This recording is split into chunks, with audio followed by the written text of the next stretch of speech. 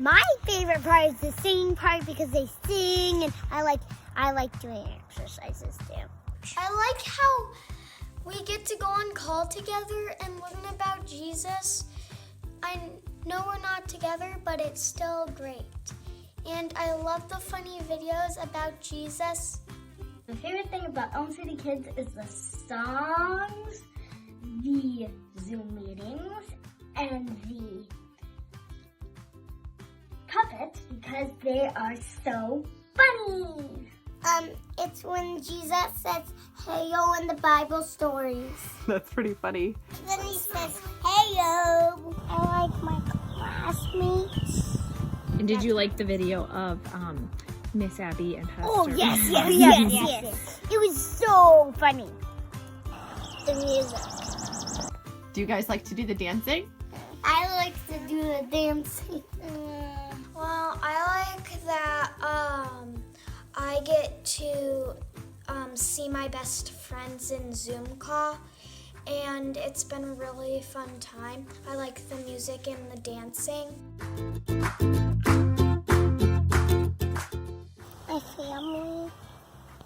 I get to see my siblings when I don't usually get to, like when I am usually at school. I'm thankful for riding my bike around where there's paths, and I'm thankful for Abby playing with me and my neighbor. And what are you thankful for? Mama. Sam, what are you thankful for? Mama. I'm thankful for that my family never got sick. And I'm thankful for my family and friends. And I'm thankful for my mom and dad. I'm thankful for that I get to still see my grandparents. We still get to see each other. I'm thankful for my family and my friends, and I'm thankful that I can talk to them on my Elm City Kids. Thank you to my family, and I love you. And thank you to play outside, stop the rain, and I want to do that, and I'm thankful for technology so we can go on Zoom calls with our family, friends, neighbors maybe, and a few other people, and it's been great for all of our family, and it's been a nice time.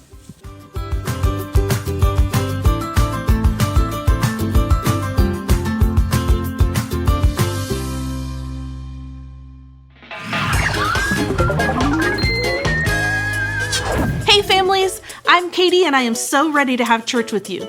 Now, I've been wondering, what do you think you need to mix together to bake some bread at home?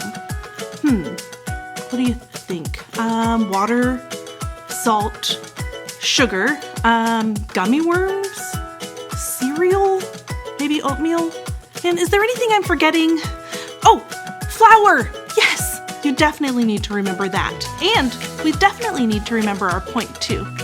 Our point is, every day I can trust Jesus. That's it. Now, say it with me. Every day I can trust Jesus. Great. Let's look for that point in our everyday song. Families, stand up on your feet so we can sing and dance together.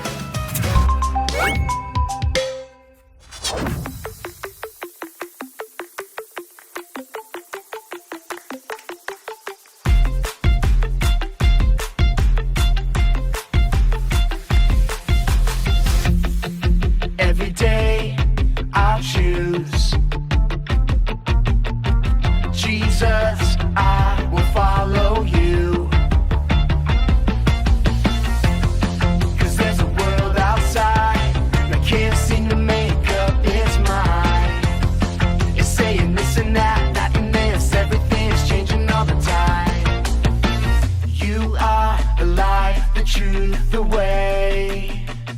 So I'll say, hey, every day I'll choose Jesus, I will follow you. Let everything I do honor you every day. I'll trust and obey every word you say, 'cause I know that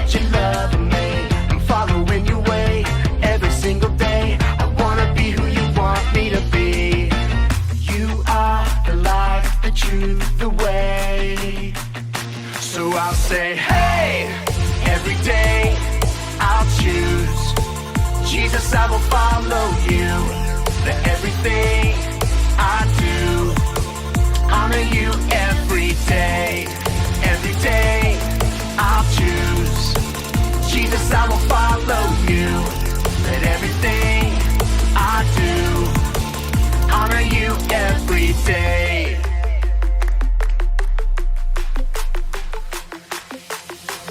Every day I can trust you, Jesus. Every day I choose to honor you. Every day I can reflect you to others. Every day I am who you say I am. You are the life, the truth, the way. And I'll follow you every day. I'll say, hey, every day I'll choose. Jesus, I will follow you. Let everything I do honor you every day. Every day I'll choose. Jesus, I will follow you. Let everything I do honor you every day. Hey, every day I choose. Jesus, I will follow you. Hey, every day I'll choose. Jesus, I will follow you. Hey, every day I'll choose. Jesus, I will follow you. Hey, every day I'll choose. Jesus, I will follow you. Hey everyone, my name is Abby and we're so excited that you're joining us today. Today we're talking about the story of Elijah and the widow of Zarephath. Elijah needed food to eat, so God told him to go to a certain widow that would give him some food. The widow was very poor, but she chose to obey God and give her last meal to Elijah. God provided for both Elijah and the widow. Even when we don't know how God is going to provide for what we need, we can still trust in God. That's why today we're saying, every day I can trust Jesus. We're going to start things off by singing a song together. So go ahead and stand up and sing this out with us as loud as you can.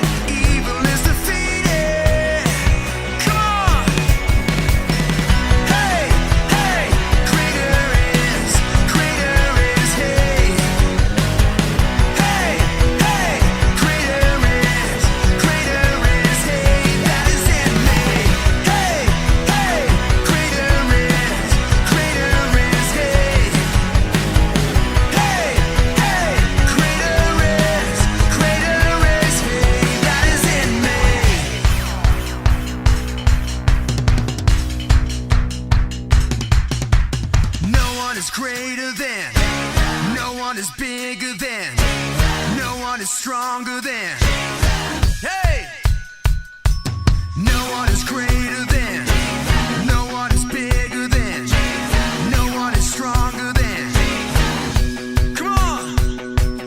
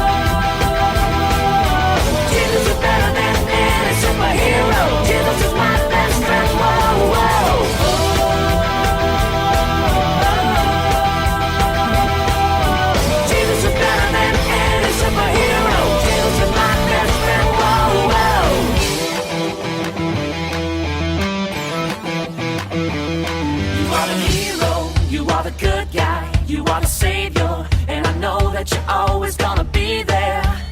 Yeah, you're always gonna be there. When I'm in danger, when I'm in trouble, when I'm surrounded, well, I know that it's you that I can count on, that I can always count on. Hear me shout it out.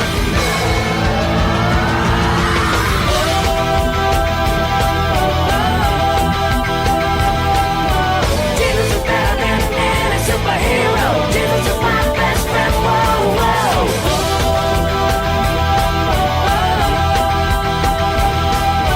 Jesus is better than any superhero. Jesus is my best friend. Whoa, whoa.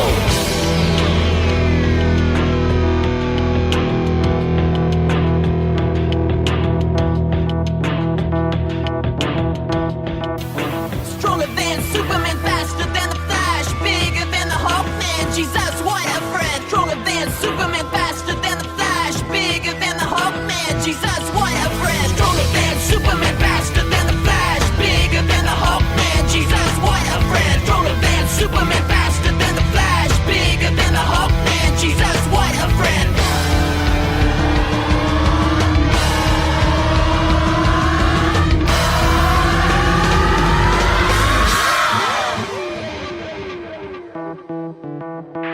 Stronger than Superman, faster than the Flash, bigger than the Hulk, man, Jesus, what a friend. Jesus is better than any superhero. Jesus is my best friend. Whoa, whoa. Stronger than Superman, faster than the Flash, bigger than the Hulk, man, Jesus, what a friend. Jesus is better than any superhero. Jesus is my best friend. Whoa, whoa. Stronger than Superman, faster than the Flash, bigger than the Hulk, man, Jesus, what a friend. Jesus is better than any superhero. Jesus is my best friend. Whoa, whoa. Stronger than Superman, faster than the Flash, bigger than the Hulk, man, Jesus, what a friend. Jesus is better than any superhero. Jesus is my best friend. Whoa, whoa.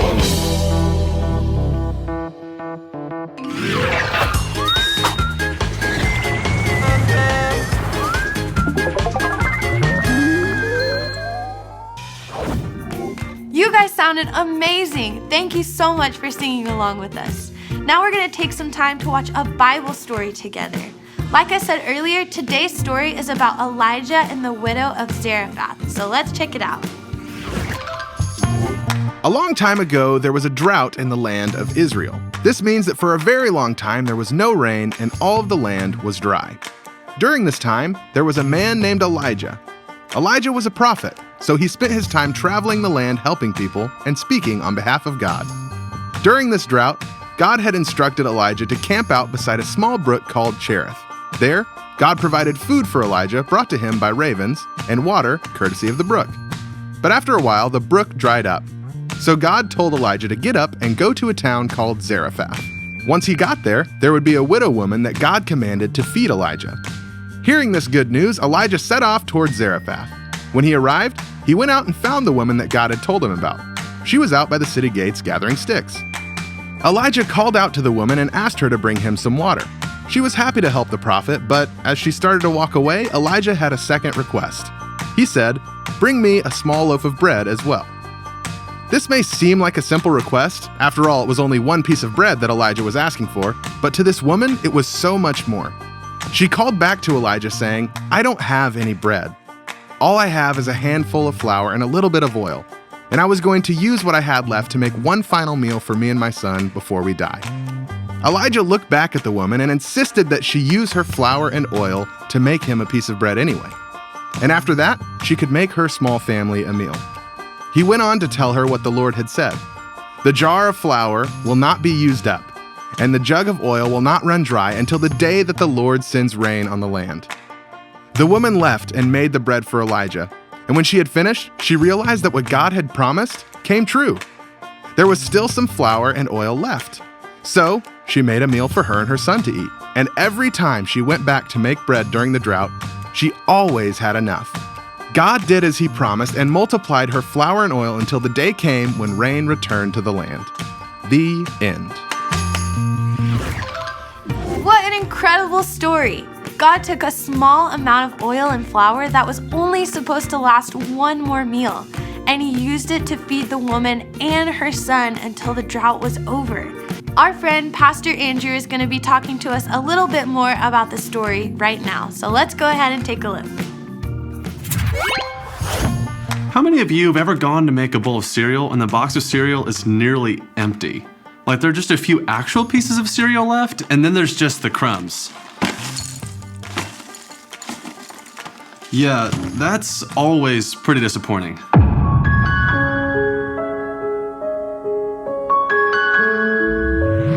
And then you go to the fridge only to realize there's barely enough milk left for your bowl. Oh, that is the worst.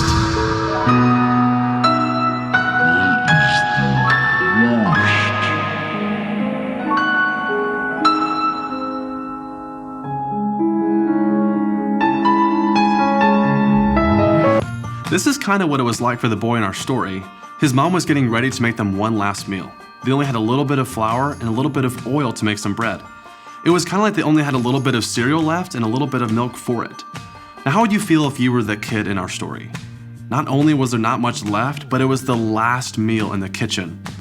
His mom went to go prepare that meal, and when she came back, she tells him that she is going to give the meal away to someone else who needed it. How would you feel in that moment?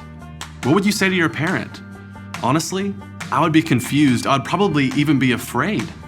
I'd say something like, but now there isn't enough for us. What are we going to eat? Where are we going to get food? His mom in the story didn't know the answer to those questions, but she trusted that God did have the answers. She trusted that God was going to provide for her and for her son, and so she decided to give the food to Elijah. Just like Elijah told the widow, God did not let them run out of food. Their flour and oil did not run out. God gave them what they needed to survive. It would kind of be like giving away that last bowl of cereal and then going back to the pantry and there's more cereal in the box. And then you go to the fridge and somehow there's just more milk in the jug. You see, the widow and her son in the story didn't know where more food was going to come from, but they trusted that God would provide for them.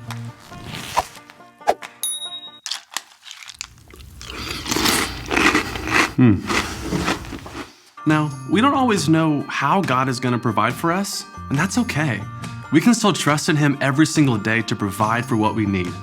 Sometimes God will provide for you in ways that aren't so obvious. Or think about this. God provided for the widow by telling her to give. Still, she trusted that when she gave, God would give back to her and provide for her. God always provides for us. His ways are higher than our ways. We can trust in God because He is good and He provides for our needs. Everyone say this after me. Every day, I can trust in Jesus. Pastor Andrew talked about how we don't always know how God is going to provide for us, but that's okay. We can still trust in Him every single day to provide for what we need. Is there something you're in desperate need of, like the woman from our story today? I would encourage you to take some time right now to talk with your parents or your small group leaders. Talk about what that need is, and then take some time to pray together and bring those needs to God. Tell Him that you trust Him to meet those needs. Remember, every day we can trust in Jesus. That's it for this week. Thank you so much for joining us, and we'll see you next time. Wait, don't go yet. We have to learn our Bible verse. I'll say it first. Listen to this. Jeremiah 32:17. Oh Lord, you made the heavens and earth. Nothing is too hard for you. Now, I'll say a little bit at a time and you repeat after me. Are you ready? Okay, let's do it. Jeremiah 32:17. Oh Lord, you made the heavens and earth. Nothing is too hard for you. Way to go! Give yourself a high five. That Bible verse reminds me that God made the whole world and everything in it. He's powerful enough to make all of that. And He's powerful enough to take care of us, no matter what we need. Every day, we can trust Jesus. Now I'm going to leave you with some questions to talk about with your family. Pause the video when they pop up and you can have a little chat about them. Thanks for having church with me. See you later.